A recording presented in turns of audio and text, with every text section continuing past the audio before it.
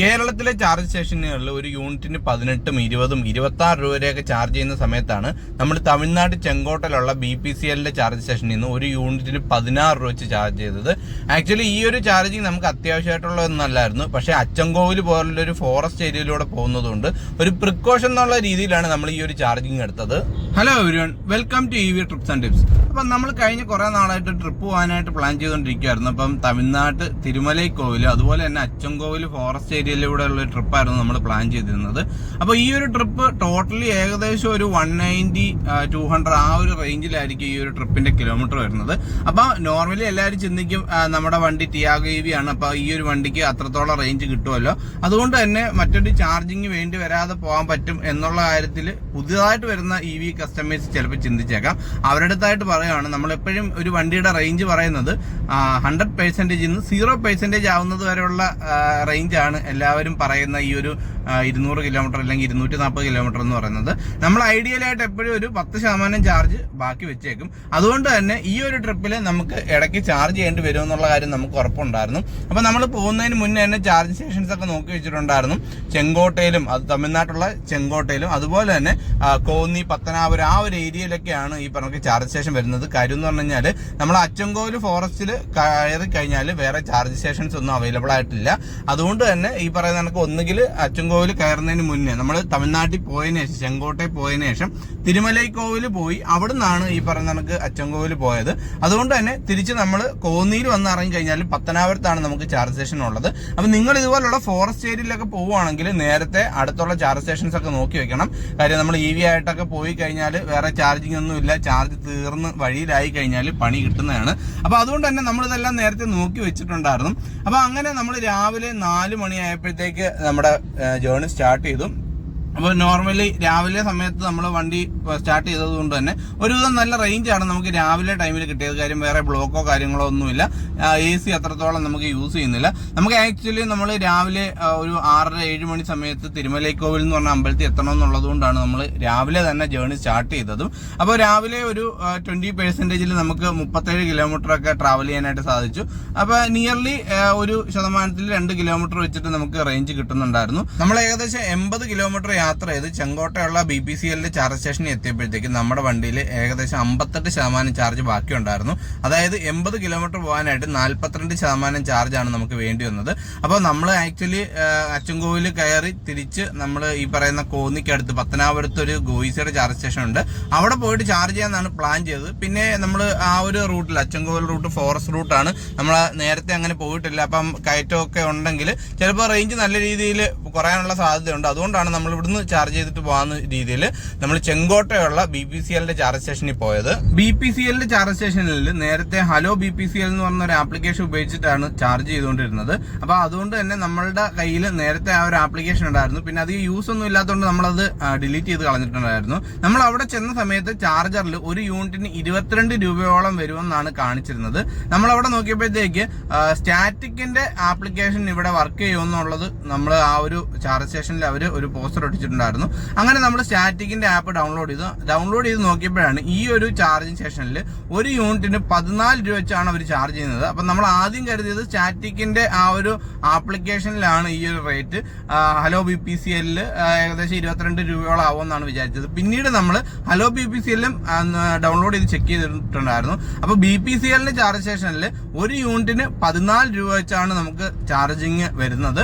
അത് നിങ്ങൾക്ക് hello BPCL app ഉപയോഗിച്ചോ അതുപോലെ തന്നെ ഈ പറഞ്ഞ സ്റ്റാറ്റിക് ആപ്പ് ഉപയോഗിച്ചോ ചാർജ് ചെയ്യാനായിട്ട് സാധിക്കും. അപ്പോൾ ആക്ച്വലി GST ഉൾപ്പെടെ ഒരു യൂണിറ്റിന് 16 രൂപയോളാണ് വരുന്നത്. അപ്പോൾ നമ്മൾ അവിടെ വണ്ടി ചാർജ് ചെയ്യാനിട്ടിട്ട് തൊട്ടപ്പുറത്തുള്ള ചായക്കടയിൽ പോയി ഒരു ചായ സമൂസയൊക്കെ കഴിച്ചിട്ട് തിരിച്ചു വന്നപ്പോഴത്തേക്ക് നമ്മുടെ വണ്ടി ചാർജായി. നമ്മൾ 58% നിന്ന് ഏകദേശം 71% ആണ് ചാർജ് ചെയ്തത്. 2.9 യൂണിറ്റ് കൺസ്യൂം ചെയ്തപ്പോൾ നമുക്ക് വന്നത് 48 രൂപയാണ് ബില്ല് വന്നത്. അതായത് ഒരു യൂണിറ്റിന് വെറും 16 രൂപ മാത്രം. അപ്പോൾ കേരളത്തിലുള്ള ഒരുവിധമുള്ള ചാർജ് സ്റ്റേഷനിലെല്ലാം ഇപ്പം നമുക്ക് ഏകദേശം 20 രൂപ അതുപോലെ തന്നെ ഈ പറഞ്ഞ 26 രൂപ വരെയുള്ള ചാർജ് സ്റ്റേഷൻസ് ഉണ്ട്.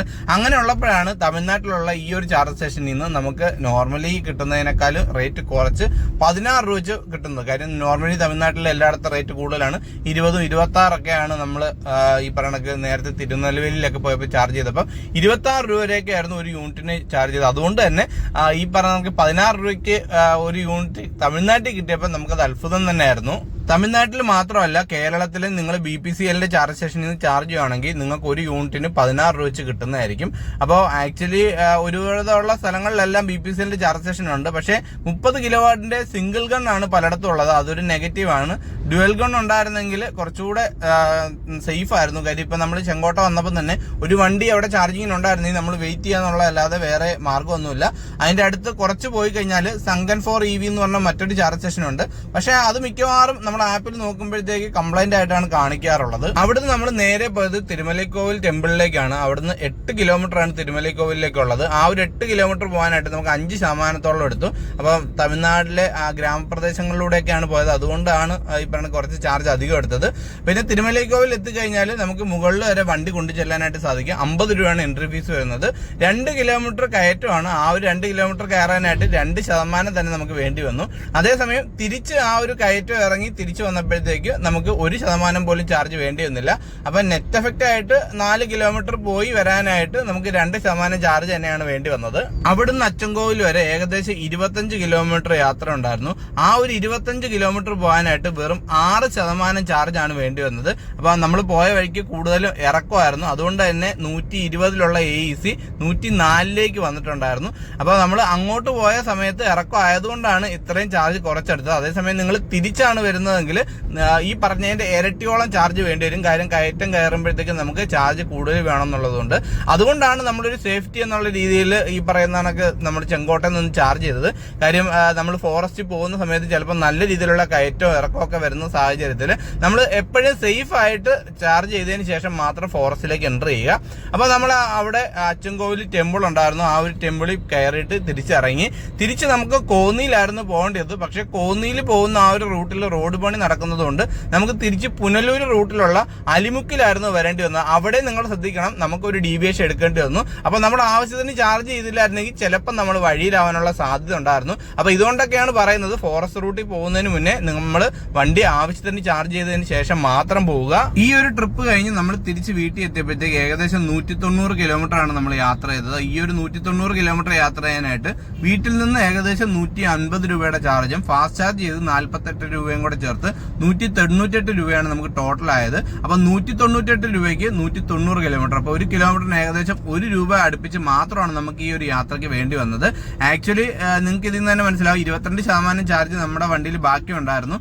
നമ്മൾ അവിടുന്ന് ചാർജ് ചെയ്ത് ഏകദേശം 14%. അപ്പൊ നമ്മൾ ചാർജ് ചെയ്തില്ലെങ്കിലും ചിലപ്പോൾ വീട്ടിൽ എത്തിയേനെ. വീട്ടിൽ എത്തുമ്പോൾ 8% ചാർജ് ആയിരിക്കും ആവുന്നത്.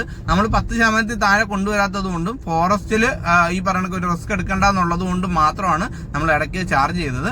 അപ്പോൾ ഈ ഒരു യാത്രയുടെ ഡീറ്റെയിൽസ് നിങ്ങൾക്ക് യൂസ്ഫുൾ ആയെന്ന് വിചാരിക്കുന്നു. ഇതിൽ ഏറ്റവും നമുക്ക് അത്ഭുതപ്പെടുത്തിയ ഒരു കാര്യം തമിഴ്നാട്ടിൽ നിന്ന് നമുക്ക് 16 രൂപ വെച്ച് ഒരു യൂണിറ്റിന് കിട്ടി എന്നുള്ളതാണ്. അപ്പോൾ കേരളത്തിൽ ഇപ്പോൾ ഒരു വിധമുള്ള ചാർജ് സ്റ്റേഷനിൽ പല റേറ്റുകളാണ് വരുന്നത്. അപ്പം നിങ്ങൾ ചാർജ് ചെയ്ത കേരളത്തിലെ ചാർജ് സ്റ്റേഷനിൽ ഒരു യൂണിറ്റിന് എത്ര രൂപ വെച്ചായി എന്നുള്ള കാര്യം ഒന്ന് കമന്റ് ചെയ്യുക. അതുപോലെ തന്നെ നിങ്ങൾ ആരെങ്കിലും ഇതുപോലെ തന്നെ EVയിൽ ട്രിപ്പ് പോയിട്ടുണ്ടെങ്കിൽ നിങ്ങളുടെ ട്രിപ്പിന്റെ ഡീറ്റെയിൽ ഷെയർ ചെയ്യാൻ താല്പര്യം ഉണ്ടെങ്കിൽ താഴെ നമ്മളുടെ നമ്പർ ആഡ് ചെയ്തേക്കാം. ആ ഒരു നമ്പറിൽ നമ്മളെ കോൺടാക്ട് ചെയ്ത് കഴിഞ്ഞാൽ നിങ്ങളുടെ ആ ഒരു EV ട്രിപ്പിന്റെ ഡീറ്റെയിൽ നമ്മുടെ ചാനലിൽ നമുക്ക് ഷെയർ ചെയ്യാനായിട്ട് സാധിക്കുന്നതാണ്.